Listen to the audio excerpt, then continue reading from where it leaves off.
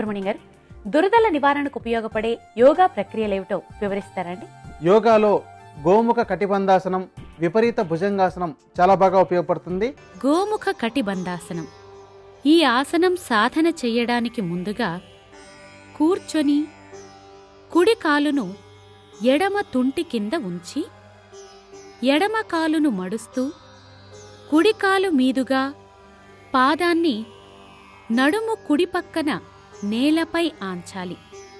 తరువాత కుడి చేతిని వీపు మీదుగా ఎడమ పక్క పోనిస్తూ కుడికాలి బొటన వేలును పట్టుకోవాలి.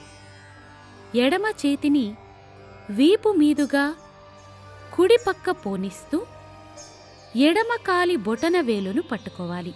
తల వీలైనంతగా పైకి చూడాలి. శ్వాస సాధారణంగానే తీసుకోవాలి.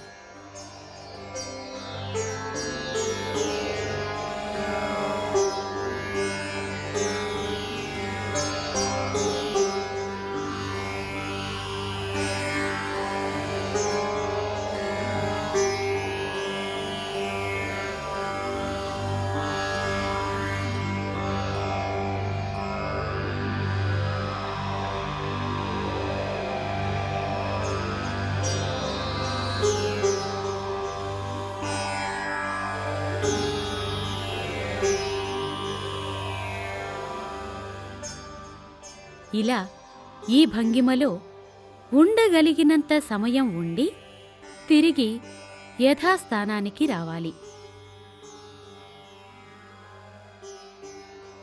తరువాత రెండవ పక్క సాధన చెయ్యడానికి ఎడమ కాలును మడుస్తూ పాదాన్ని కుడి తుంటి కింద ఉంచాలి. కుడి కాలును ఎడమ కాలు మీదుగా మడుస్తూ పాదాన్ని ఎడమవైపు నడుము పక్కన నేలపై ఉంచాలి.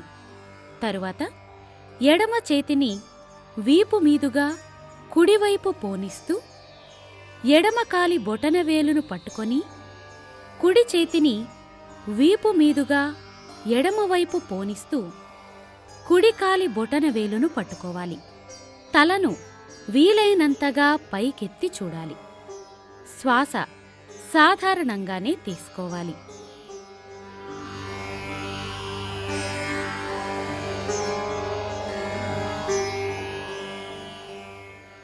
ఈ విధంగా ఈ ఆసనం రోజూ 3 నుండి 6 సార్లు సాధన చేయవచ్చు. ఇలా ఈ భంగిమలో కూడా ఉండగలిగినంత సమయం ఉండి తిరిగి నెమ్మదిగా యథాస్థానానికి రావాలి. రెండవ ప్రక్రియ విపరీత భుజంగాసనం.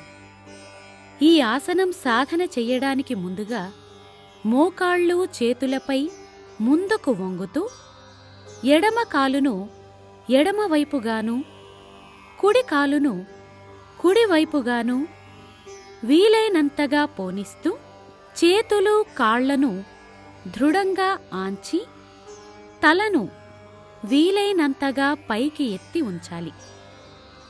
శ్వాస సాధారణంగానే తీసుకోవాలి.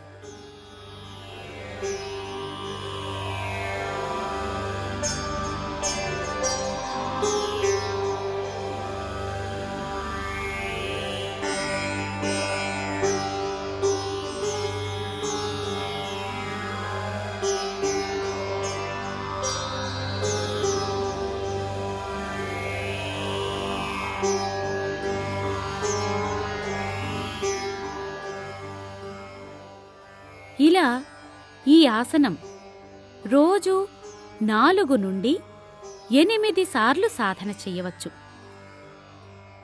ఇలా ఈ భంగిమలో కూడా ఉండగలిగినంత సమయం ఉండి తిరిగి నెమ్మదిగా యథాస్థానానికి రావాలి. ఈ విధంగా గోముఖ కటిబంధాసనం, విపరీత భుజంగాసనం సాధన చెయ్యటం ద్వారా శరీరములోని అన్ని భాగాలకు రక్త ప్రసరణ సక్రమంగా జరిగి స్వేద గ్రంథుల్లోని మృతకణాలు జీవకణాలై దురదలు నివారించబడతాయి. ఈ ప్రక్రియల తర్వాత ధ్యానం చేసి మత్స్యాసనం వేయటం ద్వారా శరీరంలోని అన్ని అవయవాలకు విశ్రాంతి దొరుకుతుంది.